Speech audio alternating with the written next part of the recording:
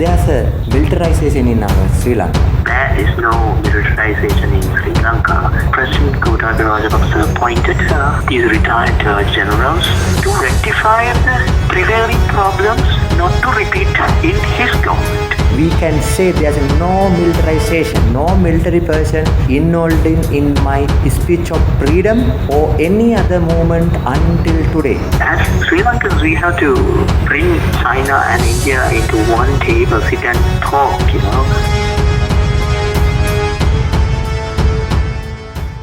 Hello ladies and gentlemen, welcome to our channel. Today we are going to talking about the special topic around Sri Lanka and the geological hotspots around our country. And currently we know that the world's heading in a different way. During the COVID periods, every country leaders facing some challenge. Our country leaders in Sri Lanka, they are facing that fake agenda on them. Even the academics are talking that everywhere, and they publish in the Facebook and in any other manner. They're talking about the militarization of government, that which we don't know. So therefore we going to today welcome Indika Sahabandhu, Maritime Security Analysis, to discuss is there a militarization in our Sri Lanka. Indika, thank you for giving your time with you today. And is there any militarization currently happening in Sri Lanka? There is no militarization in Sri Lanka, and that we have to clearly state to the general public and to the international media that there is no militarization, no military intervention in the government. There's only administration restructuring has taken place with the new government. Everybody knows that our president, His Excellency Gotabaya Rajapaksa, he was in the army, and he, as the brother of the former president, now the Prime Minister's brother, and he had taken the leadership of the country, and he had carried out significant changes in the structure. Administrative structure. That's all. Okay, thank you, Indika. Then what there's a human rights commission says there's a 27 appointment to military person in Sri Lanka, and they talking randomly in the last Geneva meeting also. But why they generally concerned of the Sri Lanka militarization? And also a lot of academic like Asanka Abegunasekara, he's talking with the Strat News Global, one of the YouTube channel, and he talking about the heavily militarization in Sri Lanka. And he pointing out in one place that the senior army official has been appointed to oversee the distribution of essential goods. But he say it is an militarization. Why these kind of people blindly say that there's a clear militarization going on? Upon people's request, the Sri Lankan army ended the 35-year-long dragged terrorist war. That is the world's most ruthless war, as we all know. And the LTTE is a proscribed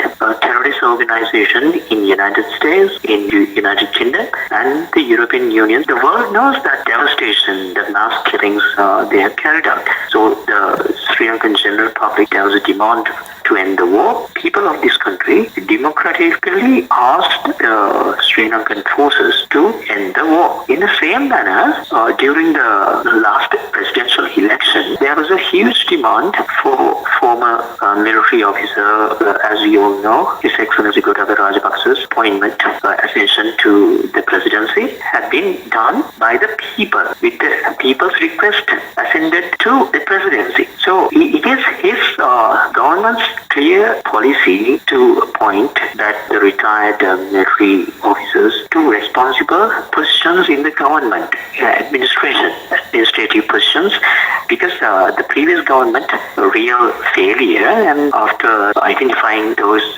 failures, President Gotabaya Rajapaksa appointed these retired generals to rectify the prevailing problems, not to repeat in his government. So appointing a military officer to the highest rank or to the position to distribute essential food is not anything unlawful. It is a just appointment, and people endorsed it as because the government is given the mandate to do so. In the election manifesto also, President promised the people of this country to bring development, to bring peace and stability to the country, and end corruption. So to end corruption, it is necessary that we appoint some well-mannered directives to fulfill the end target. In the same time, in the same video, they discussed about the MCC agreement, the most dangerous agreements in this era. They're talking about the having a $480 million to us can build the social welfare during this economic crisis. What you can say, Mr. Indika, about the MCC agreement? Do you think that having a $480 million could help us to stand in the Asia or stand in our country economically successfully? That is a total lie, because that is $480 million is like that someone would give to charity, you know. So you can't acquire a strategic location by giving $480 billion and then establish military camps or naval bases here, because still value our sovereignty and freedom. Still there are people like us in this country who really would defend our freedom and sovereignty. And based on that, people of this country rejected signing MCC. And the other thing is the commission appointed by the president to advise him about the MCC agreement, whether to proceed with it or not, proposed that severe security implications by signing such a defense agreement with the United States. This is clearly revealed from the commission. So according to whoever says that $480 million is a large amount of money that could get us out of our debt. You know, this country has, because of the failures of respective governments in the past, there has accumulated debt. That is also obviously everybody knows that. That is not a secret. If anyone thinks so-called academics or pundits think taking $480 million and selling our strategic asset to foreign countries was going to solve the problems that we are having right now in our economy, that is quite misleading. Yes, thank you, Ms. Indika. There's another topic they're talking. We have a lot of link with the China, and there's a Chinese colonization in this area. Why India in this time they become anti-China this much?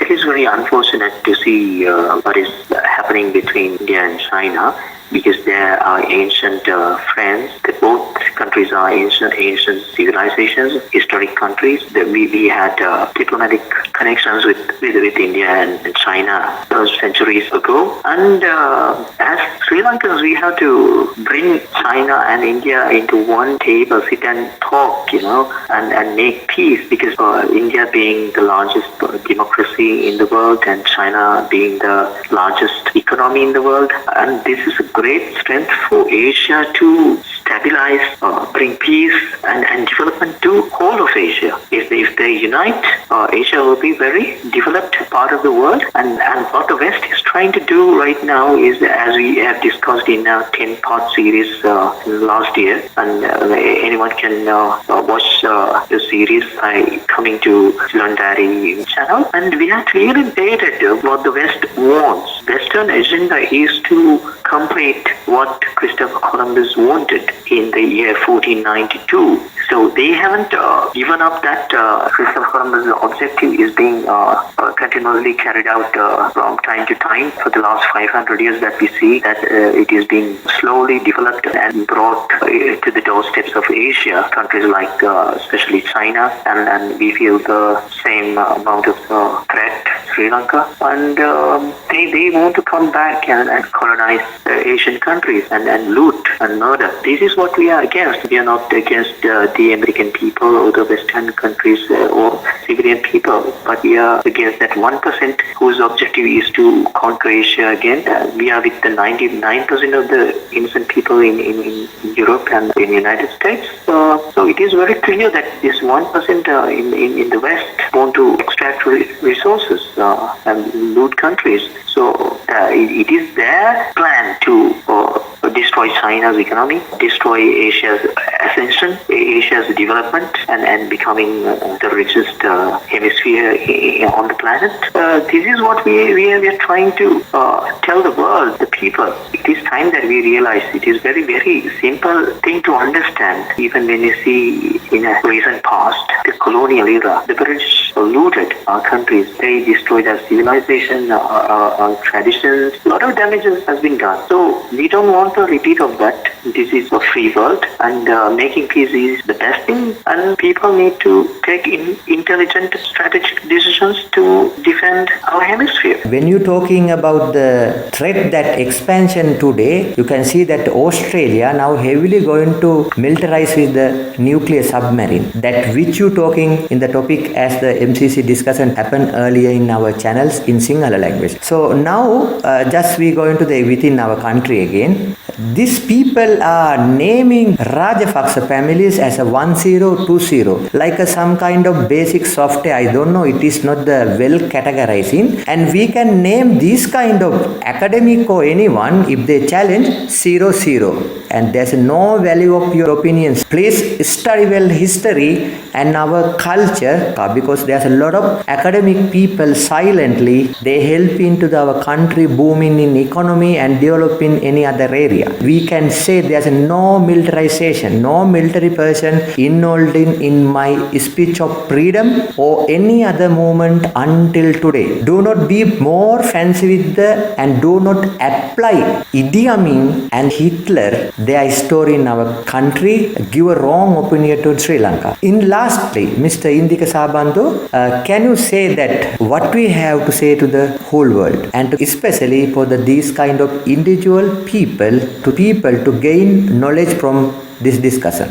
Yes, our message is very simple. That is peace, stability and development. Shared future is our objective, and our country is well on the path to make it a success, and our government is working with Asian governments to make that a reality, and we have lived peacefully for thousands of years until the Western invaders destroyed so many countries in Asia. So my message is that freedom, independence, sovereignty is about everything, and no Western strategy is about that, and no Western civilization or Western values overrun historic values, because we know that China has a rich culture. So as India, even look into Japan, Korea, the whole of Asia is rich with culture and traditions. So the West must not start praising us like they have been there for so many centuries. America has only 240 years of history. So when America thinks that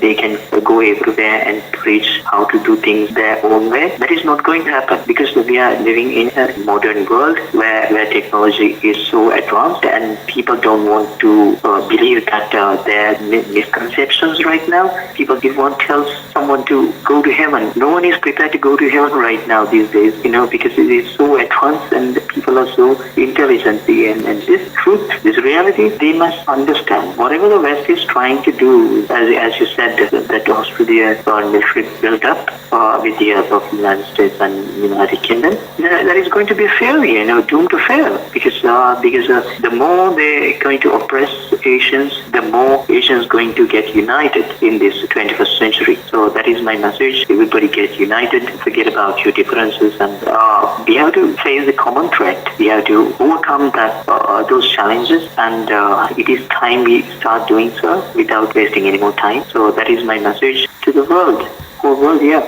Thank you very much, Indika Sabandu, for your great time, and we expect to having you in another discussion with the same topic and about the region, geological hotspots and other happening in our country and around the light of Asia. Thank you. Thank you very much for inviting me for this discussion.